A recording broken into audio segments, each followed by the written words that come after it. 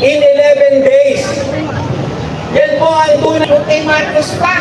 When I was only 29 years old. Hanggang ngayon, aktivista pa ako.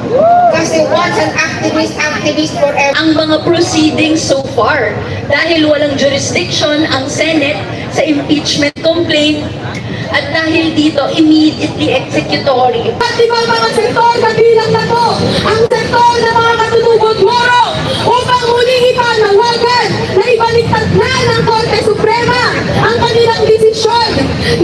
Asahan ninyo na hindi Iso dito, bumasto si Sara Duterte ng 125 million pesos in 11 days.